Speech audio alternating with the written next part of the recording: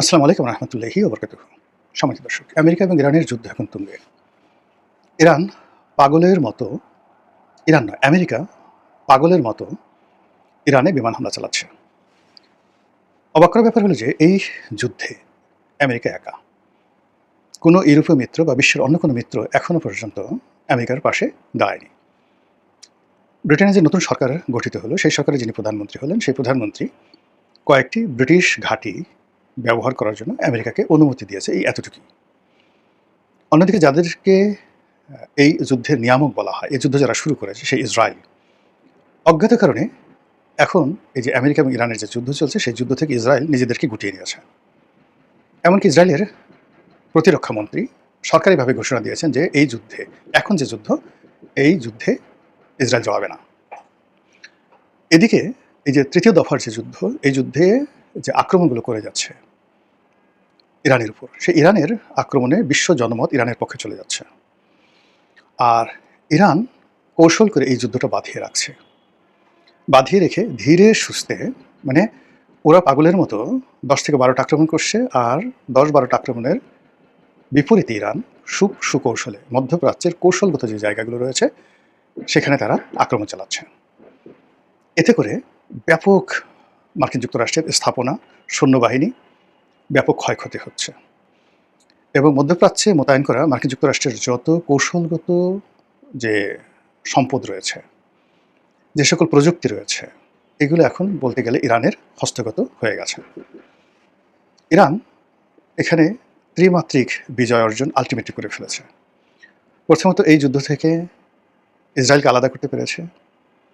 এই যুদ্ধে ইসরায়েলের যে যুদ্ধদেহী মনোভাব, যেটা ইরানের উপর দেখিয়েছে অ্যাজ ওয়েল অ্যাজ লেবাননের উপর দেখিয়েছে, সেটা বন্ধ করতে পেরেছে। এরপরে যে সকল আরব রাষ্ট্র, কাতার, সংযুক্ত আরব আমিরাত, ইউএই, সৌদি আরবিয়া এবং কুয়েত, এই রাষ্ট্রগুলোকে নিউট্রাল শুধু নয়, ইরানের কাছে নতজানু করতে তারা পেরেছে। আর সবচেয়ে বড় তাদের সফলতা, সেই সফলতা হলো ইরাক থেকে তাদের যে সবচেয়ে বড় ঘাঁটি ছিল, সব ঘাঁটিগুলো বন্ধ করে সেখান থেকে তারা আলটিমেটলি, অর্থাৎ আমেরিকা, চলে গেছে। এখন আসলে ইরাকে যারা আছেন, সরকার, বিরোধী দল, বিভিন্ন যারা শিয়া গ্রুপ রয়েছে, তারা 100% ইরান নিয়ন্ত্রিত। হুথিদের উপর ইরানের যে প্রভাব, হিজবুল্লাহর উপর ইরানের যে প্রভাব, এজ এ রাষ্ট্র হিসেবে এখন ঠিক সেই প্রভাবটা তার আছে ইরাকের উপর।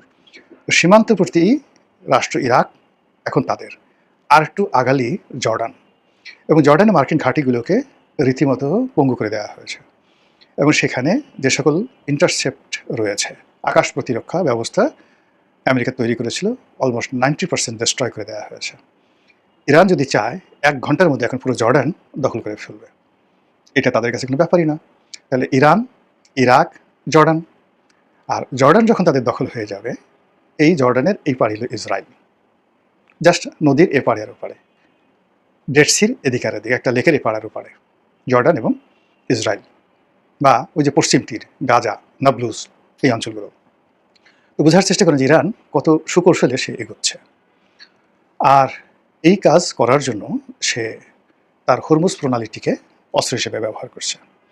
আর হরমুজ প্রণালীর দুই পাশে, অর্থাৎ ছোট্ট একটা দেশ আছে ওমান, অর্থনৈতিকভাবে অত্যন্ত সচ্ছল সবল, কিন্তু সামরিকভাবে তার কোনো শক্তি নাই। সে সবার সাথেই বন্ধুত্ব, সৌদি আরবের সঙ্গে বন্ধুত্ব, আমেরিকার সঙ্গে বন্ধুত্ব, কিন্তু এই ক্রাইসিস মোমেন্টে তার আসলে ইরানের বাইরে যাওয়ার কোনো সামর্থ্য নেই। সেই কৌশলগত সেই সম্পর্ক থেকে সে ওমানকে সরিয়ে এনে ইরানের সাথে সে একটা বন্ধুত্বপূর্ণ সম্পর্ক গড়ে তুলেছে। এবং এই হরমুজের যে দুটো অংশ, ইরানের অংশটি ইরান ব্যবহার করবে আর ওমানের অংশটি ওমান ব্যবহার করবে। এই যে পৃথিবীর যে প্রাকৃতিক চ্যানেলগুলো রয়েছে, ইন্টারন্যাশনাল ল অনুযায়ী প্রাকৃতিক চ্যানেলগুলো ব্যবহার করার জন্য কাউকে কখনো ট্যাক্স দিতে হবে না। এই যে ইন্টারন্যাশনাল রুল, এটা এই ইরান ভায়োলেট করে দিচ্ছে। ফলে এই সেম জিনিসগুলো, এটা যদি এখন ইরান যেটা চালু করেছে যে আমাদের এই হরমুজ প্রণালীতে যেতে হলে আমাদের ট্যাক্স দিতে হবে, তাহলে একইভাবে হুতিরা তখন বলবে বাব আল মান্থ ব্যবহার করতে হলে আমাদেরকে ট্যাক্স দিতে হবে। একইভাবে বসফরাস প্রণালী, যেটি ভূমধ্য সাগরকে মানে অর্থাৎ ইউরোপকে এবং তুরস্ক সম্পত্তি যেটা, এবং এটা বসফরাস প্রণালীর যে তুরস্কের যে অংশটা যেটা তারা নিয়ন্ত্রণ করে, এর সঙ্গে ইউরোপের, এশিয়ার এবং রাশিয়ার যে রিলেশন, সেক্ষেত্রে যদি তুরস্ক বলে এই বসবাস প্রণালী যেটা ন্যাচারাল, এটার জন্য আমাকে ট্যাক্স দিতে হবে। সিমিলারলি হংকংয়ের যে পোতাশ্রয় রয়েছে, এটার জন্য হংকং যদি বলে, চায়না যদি বলে আমাকে এটার জন্য টাকা দিতে হবে। এরপর ইন্দোনেশিয়াতে যে মালাক্কা প্রণালী রয়েছে, এখন ইন্দোনেশিয়ান গভর্নমেন্ট যদি বলে যে আমাদেরকে দিতে হবে, সারা পৃথিবী কঠিন হয়ে যাবে এবং আমেরিকার জন্য নিঃশ্বাস নেওয়াটা অসম্ভব হয়ে পড়বে। ফলে কি হলো, সে এই হরমুজ প্রণালীতে যাতে ইরান ট্যাক্স না বসাতে পারে, ইরানের একক কর্তৃত্ব না থাকে, এখানে যেন আন্তর্জাতিক যে আইন যেটা ইউরোপিয়ানরা তৈরি করে ফেলেছিল সেই আইন যেন বলবৎ থাকে, এই জন্য সে আক্রমণ করেছে। আর ইরান ঠিক সে জানে যে সে একেবারে আমেরিকার অন্ডকোষ চেপে ধরেছে। যখন ইরান যুদ্ধ শুরু হলো, সবাই ধরে নিয়েছিল যুদ্ধ 24 ঘন্টার মধ্যে শেষ হবে, কিন্তু আমি তখন বলেছিলাম যে না, এই যুদ্ধ শেষ হবে না এবং এই যুদ্ধ শেষ পর্যন্ত ইরান জয়লাভ করবে এবং আমেরিকাকে ইতিপূর্বে জিমি কার্টার এবং রোনাল্ড রিগান, অর্থাৎ জিমি কার্টারের সরকারের পতন হলো, রোনাল্ড রিগান ক্ষমতা এলে এবং তখন ইরান কন্ট্রাক্ট কেলেঙ্কারি, সেই কন্ট্রাক্ট কেলেঙ্কারি ঘটলো।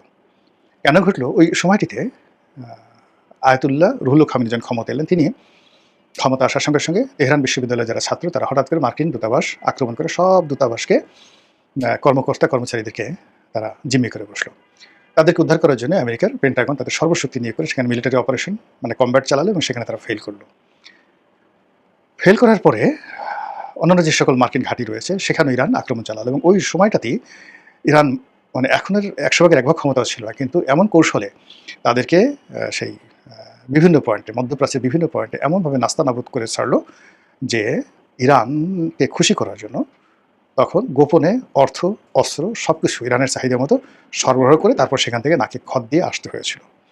এবং এই প্রতিশোধ নেওয়ার জন্য সরাসরি ইরানের সাহস মানে আমেরিকা সাহস করেনি, ইরাককে দিয়ে, সাদ্দাম হোসেনকে দিয়ে পরে ইরানের বিরুদ্ধে যুদ্ধ চালিয়ে যায় এবং সেই যুদ্ধ আপনারা জানেন যে প্রায় 10 বছর সেই যুদ্ধ চলেছিল। তারপরেও আমেরিকা কিন্তু ইরানকে কিছুই করতে পারেনি। তো সেই অভিজ্ঞতা থেকে আমি বলছিলাম যে ইরানের মতো একটা দেশ, সেই দেশের বিরুদ্ধে এই সময় আমেরিকা যে ভুলটি করলো সেই ভুলের খেসারত তাদেরকে দিতে হবে। ইতিমধ্যে যে জিনিসগুলো বললাম যে ইরানের অ্যাচিভমেন্টগুলো যেটা হয়েছে, যেটা কৌশলগত অ্যাচিভমেন্ট, তার সাথে সাথে মনস্তাত্ত্বিক অ্যাচিভমেন্ট, জনসমর্থন এবং অন্যদিকে নিজেদের অভ্যন্তরীণ যে সকল রাজনৈতিক সমস্যা ছিল সব রাজনৈতিক সমস্যা তারা কবর দিয়ে ফেলেছে। ইরানের রেজিম চেঞ্জের ব্যাপারে কথা হচ্ছিল, দ্রব্যমূল্য নিয়ে কথা হচ্ছিল, তাদের ফাইন্যান্সিয়াল ক্রাইসিস যাচ্ছিল, পুরো রাষ্ট্র দেউলিয়া হয়ে যাচ্ছিল, এই সব জায়গা থেকে তারা বের হয়ে আসছে। এবং এই যে মানে MOU, যুদ্ধ বন্ধের জন্য MOU, এগুলো স্বাক্ষর করার নাম করে কালক্ষেপণ করে তারপরে সে আমেরিকার সাথে গেম খেলে তারা প্রকাশ্যে অপ্রকাশ্যে বিভিন্ন রাষ্ট্র থেকে তাদের যে জব্দ করার সম্পত্তি অ্যাটলিস্ট 20 বিলিয়ন $20 বিলিয়ন তারা উদ্ধার করে ফেলেছে। এই হলো এক। 2 নম্বর হলো এই যুদ্ধের সময় তারা অতি উচ্চ মূল্যে তাদের তেলগুলো তারা অবাধে তারা বিক্রি করতে পেরেছে, পাচার করতে পেরেছে, তারপরে শেষে ট্রেডিং করতে পেরেছে, যেটা এই অবরোধের কারণে তারা পারেনি। অন্যদিকে এই যুদ্ধের এই সময়টিতে সবাই বলাবলি করে যে তারা যে তাদের যে পারমাণবিক যে সক্ষমতা, যেটা তারা বলছিল যে তারা শান্তিপূর্ণভাবে কেবলমাত্র বিদ্যুৎ ব্যবহারের জন্য বা বিদ্যুৎ উৎপাদনের জন্য তারা ইউরেনিয়াম সমৃদ্ধ করছে। আপনারা জানেন যে ইউরেনিয়ামের 3টা ফর্ম থাকে। তো 3টা ফর্ম থাকে, সেই ফর্মের মধ্যে সবচেয়ে দুষ্প্রাপ্য যে ফর্মটি রয়েছে, এই ফর্মের সাথে আরেকটা ফর্ম, এই ফর্মের একত্রীকরণ করে ওইটাকে রিফাইন্ড করার ফলে রিফাইন করে যে জিনিসটা পাওয়া যায় ওইটাকে বলা হয় রিফাইন্ড বা পরিশুদ্ধ ইউরেনিয়াম। এই পৃথিবীতে মানে সোনা, রূপা, অন্যান্য যে কোনো ধাতুর সাথে ইউরেনিয়ামের পরিমাণ অনেক বেশি, কিন্তু রিফাইন্ড সেগুলোকে রিফাইন্ড করতে হয়। সেই রিফাইন্ড করার প্রযুক্তি পৃথিবীতে খুব অল্প রাষ্ট্রের কাছে আছে। আর সেই প্রযুক্তি, সেই রিফাইন্ড যে ইউরেনিয়াম, সেটা দিয়েই আপনি আসলে অ্যাটমিক বোমা বানাতে পারেন। তো ইরান এই যে রিফাইন্ড করার যে প্রক্রিয়াটি, পারমাণবিক চুল্লি, পারমাণবিক বিদ্যুৎ কেন্দ্র এবং তৃতীয় ফেজে গিয়ে পারমাণবিক বোমা তৈরি করার সক্ষমতা, এই যুদ্ধের ডামাডলে তারা আসল কাজটি করে ফেলেছে, আলটিমেটলি করে ফেলেছে, এটা আমেরিকা জানে।